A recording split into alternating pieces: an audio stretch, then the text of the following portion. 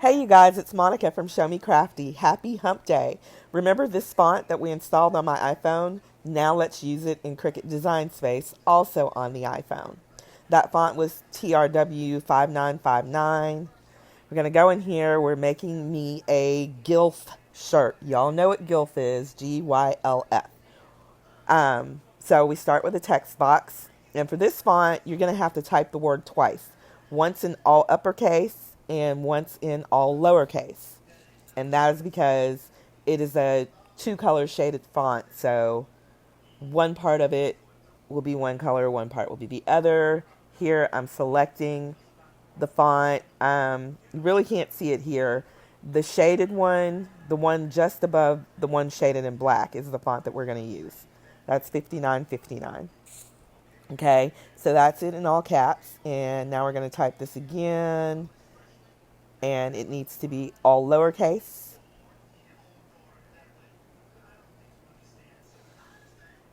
I'm doing a voiceover, so I don't know what the delay is here. Maybe I was daydreaming or something. I might have been trying to change the color. Oh, no. For some reason, it took me a long time to get the font again. I don't know. This was a few days ago, so I don't know what I was doing. Yeah, I remember. I was changing the color so that you can see the two sections better. So one section of it is pink. We'll call that the little section. And then I think I made the big section blue, because that's what I did on my physical shirt. Yep. Made the big section blue. Doesn't matter what colors you do. I just did that so that it's easier to see. Now, we could just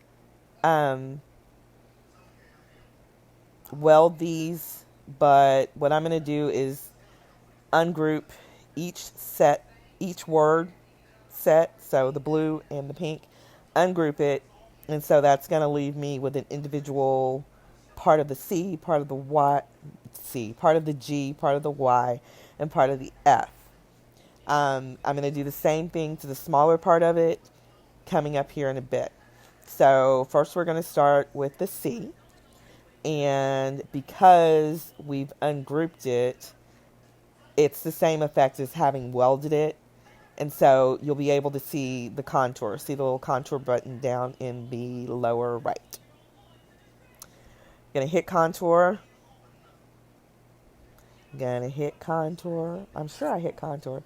Okay. Now remember, on iPad and iPhone, all the contours show up. To get rid of them, you're going to have to hit each little dot individually. And you have to leave one.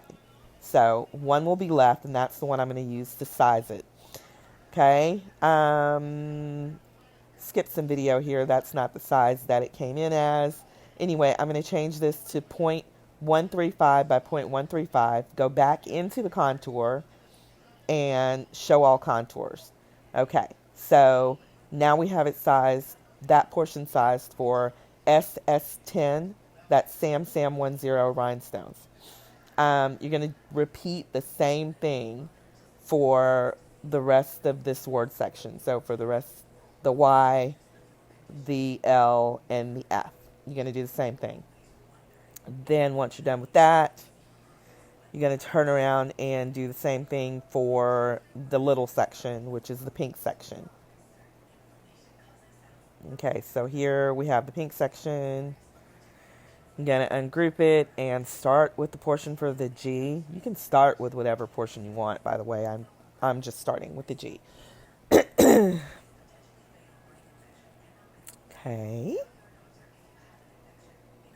So, ungrouping that section, then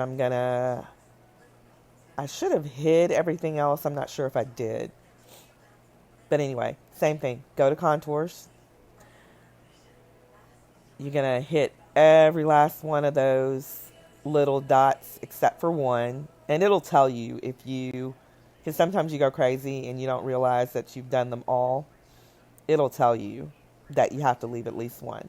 Okay, so you have your one. There's a little warning. You have your one, you go in, you size it, 0.135 by 0.135.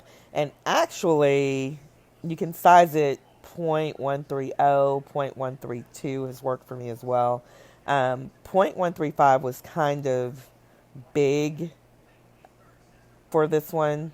It worked, but you can go as low as 0.130 in my experience. And again, that's for size SS10 rhinestones. That's Sam 10. Okay, so once you have it sized, and for some reason doing this in Design Space on the iPhone was acting up. Anyway, you go back into Contour, turn on all contours. Now, once you have both sections of each letter, and again, I'm going to start with the G.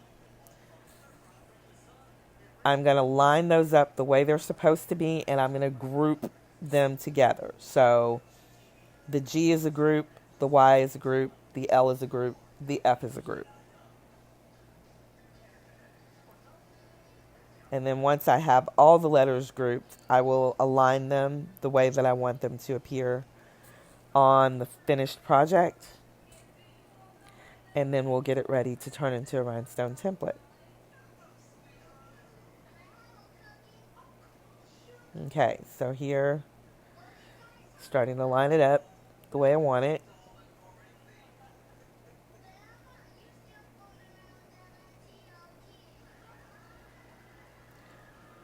Okay, so then once they're lined up, what I will do is ungroup each of those letters and group all the blue together and group all the pink together. So then you'll end up with a blue group and a pink group.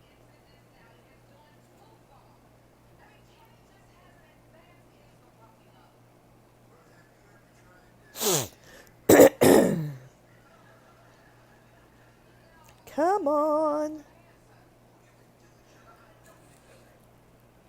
Sorry, y'all. I should have just deleted that part, but we're just going to have to struggle through it, or you can scroll past it. But again, all I'm doing here is putting all the blue ones into a group, putting all the pink into a group.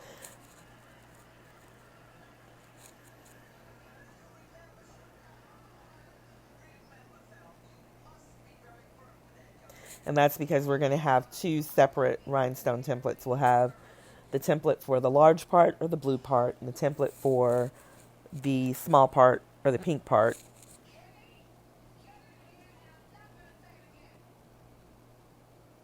Eventually we're going to get there.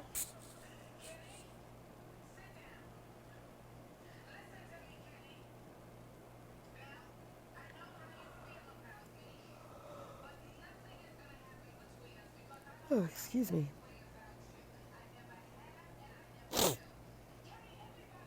Oh my goodness. Okay, we're putting the blue part together. We're grouping it.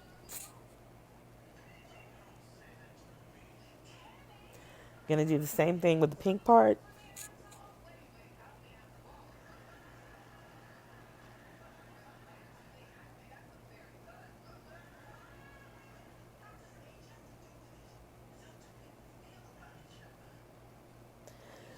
Once we have them grouped into blue and pink, then we are going to assemble them the way they would look on the finished project.